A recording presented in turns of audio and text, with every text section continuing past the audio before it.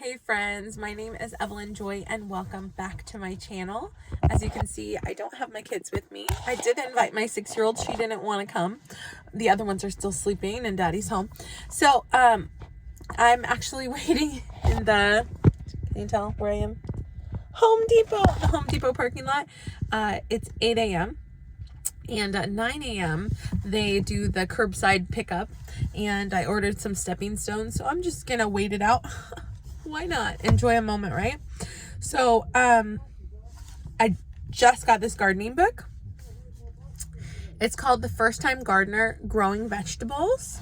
All the know-hows and encouragement you need to grow and fall in love with your brand new food garden. So, plan and plant your first garden, grow the best varieties, care for your plants organically, harvest lots of homegrown veggies. This is by Jessica Sowards of Roots and Refuge Farm. Now she has a YouTube channel, Roots and Refuge Farm. So I thought I'm going to read some of this and I'm going to share some with you. So maybe you'll want to read her book. She's a YouTuber that gardens, and this is her first published book, and she just recently published it. So exciting. So let's read some of it. Introduction. I do not believe that anyone actually has a black thumb. A gardener might be slightly distracted, uninformed, a little neglectful, or may have been dealt a bad hand of circumstances. Whatever the issue, it can be mended. You can be a gardener. You and your thumb can grow food. I love that, you and your thumb. I used to claim to have a black thumb, and for a while, I was genuinely convinced that I could not garden.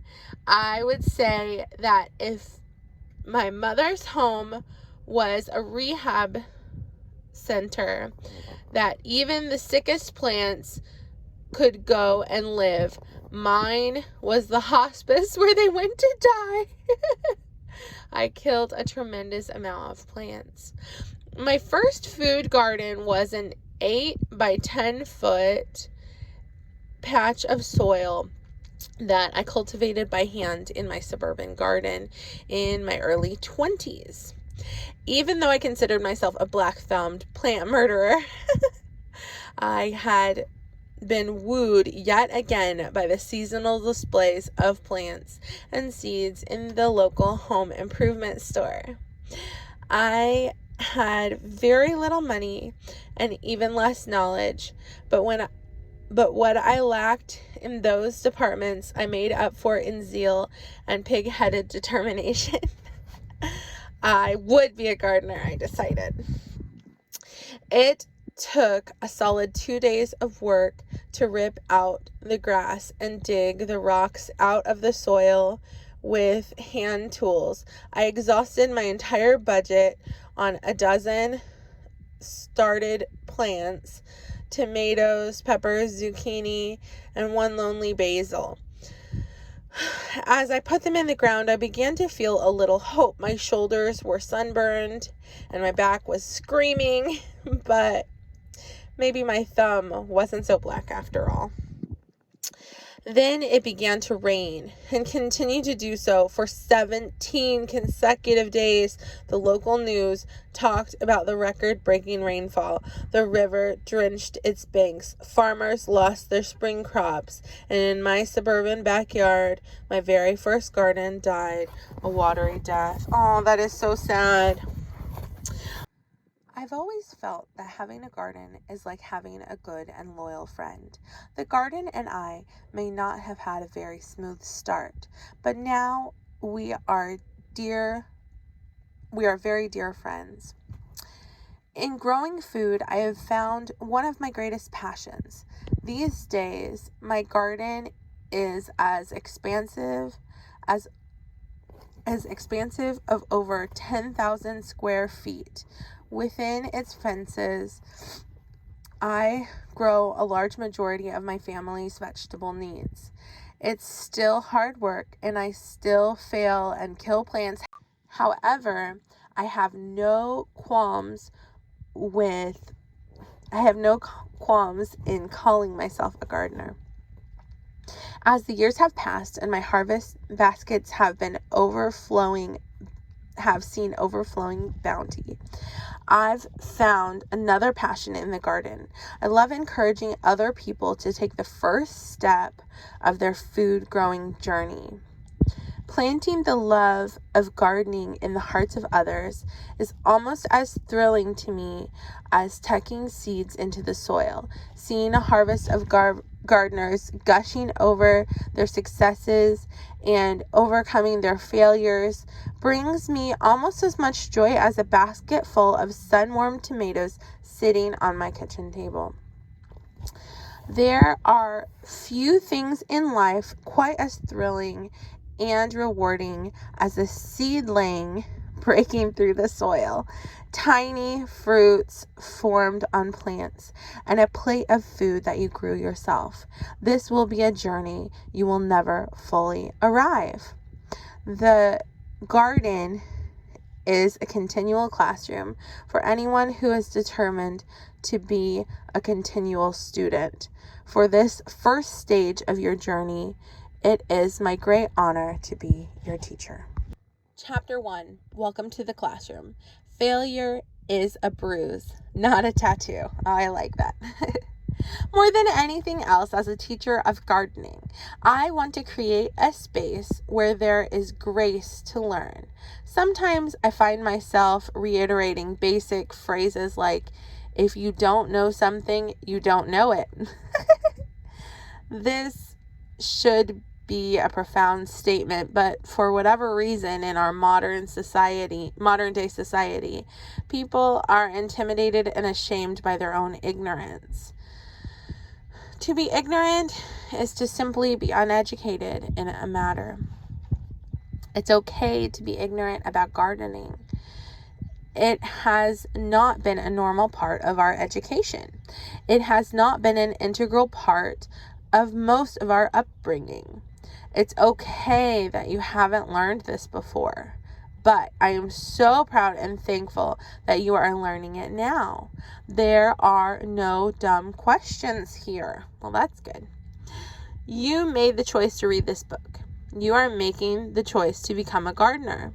You are choosing to be a student, to take the approach of constant observation, learning, and growing. This is not a pass-fail class.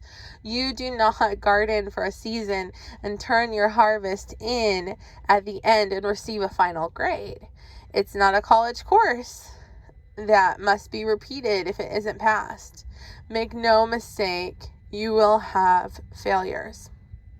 In fact, I hope you overcome spectacular failures in your journey, because people who fail big are people who took big chances and tried new things. These are the people who end up making new discoveries and developing new methods. The key, I have found, is to fail in a forward motion. If something doesn't work, make observations, change variables, and try again. Growing your own food is such a thrilling and empowering endeavor. You can have lots of success in your first year of gardening, and I'm excited to help you. However, you will be harvesting more than meals from your garden this year. You will be harvesting wisdom. So I'm going to pause at this point and I'm going to say this is my second year of gardening. Last year, I started off knowing nothing. I grew a lot of things. Some things died, but I grew and learned a lot. This year, I'm building bigger and better. I have huge plans, and I'm learning how to vertical garden this year. And so I hope you'll join me on the journey on my YouTube channel and watch as my garden grows. I just planted my first seeds of the season, and spring and summer are coming really quick, and there's lots to come. So let's keep reading our book. Understand that with every lesson, every mistake, every success, every harvest, every spectacular failure, you are growing a gardener. Yes, you. This year, instead of stating that you have decided to have a garden, state that you have decided to become a gardener. Every good gardener is still learning, adapting to the weather, troubleshooting issues, growing in skill year after year, season after season. You will learn so many lessons during this first gardening season. You may learn how large tomato plants get, very large, or how fast okra grows, very fast, or how many cucumbers can grow on a single plant, very many. You will learn how to judge whether soil is damp enough, or you will probably have at least one moment when you look at an insect and think, okay, what the heck is that? You will definitely learn how much work and time it requires to grow a garden. I won't sugarcoat this. Growing your food entails hard work. It's physically demanding, requires showing up when you don't feel like it, and yes, sometimes you fail. These are facts. One fact outweighs them, though. You can do hard things. This is a worthy endeavor. In a few short months, you will know the incredible joy of nurturing something to the point of harvest. Your phone will be filled with photos of plants in all stages. You will experience the elation of finding immature fruits forming and of making the first harvest. And guess what? It never gets old. If you choose to be a student, if you choose to embrace the process, you get to experience this from now on. Even now, I am writing a gardening book and marveling at the harvest on my kitchen table. Even still, I think with wonder at least 5 times a week. Whoa, I grew that every day. I show up to my garden classroom, and though I show up to teach, I also show up to learn. In my garden, you will learn patience. In your garden, you will learn patience, process, and persistence. You will learn to slow down. You will learn to give your best efforts to the things you can control, and you will learn to adapt to the things you cannot. There's no one-size-fits-all approach to the garden. In this classroom, I don't want to teach you what to think. I want to teach you how to learn. I want to teach you to ask questions, adapt to conditions, and overcome obstacles. I am certain this book will end up in the hands of many, many future gardeners. My hope goes beyond that, though. My hope is that the book you are currently holding is in the hands of a future gardener. Yes, you. My sincere hope is that you will embrace the garden as a classroom, and in doing so, you will choose to grow yourself as you learn to grow your dinner. Then one day, you will be equipped to turn around and offer the same encouragement to some other hopeful, ignorant, new gardener. You become a teacher of gardening when you sow the seeds of what you've learned in someone else. It may look like lending a helping hand to a neighbor, sharing your started plants, giving a tour of your garden, or just chatting about tips and advice in line at the farmer's market. It may look like community efforts, participating in seed swaps, offering to do demonstration or selling, or simply raising your babies and grandbabies to know the things you weren't taught as a child. We end the cycle of ignorance when we are no longer ashamed of the things we don't know. And it says here, don't be afraid to start. Once you get the hang of it, lend a hand to help another new gardener. Okay, so she just touched on one of my main reasons for gardening. One of my main reasons for gardening is to feed my little kids, to feed their little mouths. In case anything happens, it's important to know how to feed them, right? I just found out how many chemicals are on strawberries, so I'm excited to grow my own strawberries. My kids love strawberries. We still eat them store-bought, but we want to grow our own, right? But also my kids love gardening. I never expected this, but my kids, they love gardening. I bought them their own, swing and slide so that they can play while I garden, and they'd rather be in the garden helping me. So they're learning skills that they can grow their own food when they grow up. Actually, they're growing their own food now. Who am I kidding? And they're learning a love for fruits and vegetables and a pride of growing their own stuff. So let's keep reading. A crash course in botany. Botany is the scientific study of plants. You don't have to be a botanist to have a successful home garden.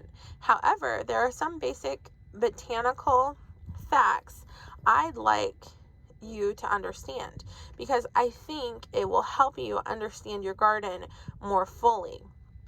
Also, nature is very, very cool. The first lesson in home gardening is that your garden does not know it's growing to feed you. Your plants have one objective and one objective only: make seeds and spread the seeds to keep their kind alive. Okay, let's go over here. Since a plant's only objective is to produce seeds, the more we pick from our plants, the more harvest we get. If heads on plant If you leave bean pods, fruits, or flower heads on plants to dry up, in turn maturing their seeds, it signals to the plant that their job is done. The plant stops trying to produce more seeds. If you continue to harvest beans, fruits, cut flowers, the plant will keep trying to make more. That means more food for you. Okay. The terms fruit and vegetable means different things in the culinary world than in the botanical world. In the botanical terms, the word vegetable really doesn't mean anything. There is no botanical classification for vegetable. What we have come to know as vegetables are simply parts of plants. Carrots, radishes, beets, turnips are roots. Celery, leeks, and rhubarbs are stems. Kale, lettuce, and chard are leaves. In the case of most herbs, we are eating leaves. When we eat beans, shelled peas, and corn, we are eating seeds in various stages of maturity. Some plants have fruit. A fruit is a seed-bearing structure. It is, in short, the ovary of the plant. Interesting. A tomato is a fruit. A cucumber is a fruit. Peppers, melons, okra, and squash are all fruits. Fruiting plants set flower blossoms. The flowers of some plants contain both male and female reproductive organs within one flower. Other plants have separate male and female flowers. Either way, pollination happens when the pollen produced by the male organs of the plant comes in contact with the female organs of the plant. When this happens, the fruit, or ovary, begins to swell, and inside, fertile seeds begin to form. The plant gets pregnant. Just kidding. The blossom of the, I don't know how to say that, Cuckoozy gourd, once pollinated, the tiny ovary behind the flower will swell into fruit 3 feet long. Wow, that's crazy. So crazy. Take notes. I encourage you, as you choose to embark on the journey of a gardening student, to get a notebook, binder, or journal. Keep a written record of things you are learning. Take notes throughout this book, writing things down in your own words. Collect tips from different teachers. Print out articles that excite you or inspire you. Take note of things you'd like to try. Record your thoughts about different varieties. If something did poorly, write it down so you won't grow it again. It might not feel like an important investment of your time now, but I assure you your gardening journal will be a valuable resource as the years go by. Remember, you're not just growing a garden, you're growing a gardener. So what I've chosen to do, rather than keeping a journal, which I do write maps and plans about my garden, but rather than journaling, I make video vlogs so that, because I'm a visual learner, so that I can show what happened in my garden, so I can go back and watch those again and remember, how was it that I did that? What were those tips that I learned, right? And also, I would say too, if you have a failure in the garden, if at first you don't succeed, try again. I had successful watermelons on my third try. I wasn't successful with cauliflower last year because I was planting it at the wrong temperature. Cauliflower likes colder weather. I think I planted it in the heat of the summer. So there's sometimes reasons for failures, and you can fix it, right? Anyway, I think I'm going to keep reading quietly to myself, but I want to encourage you to buy this book if you want to. Again, it's called The First Time Gardener Growing Vegetables. It's by Jessica Sowards, Sowards, and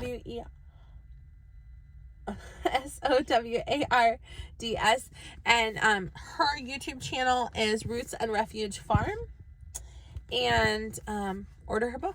So yeah, have a great day.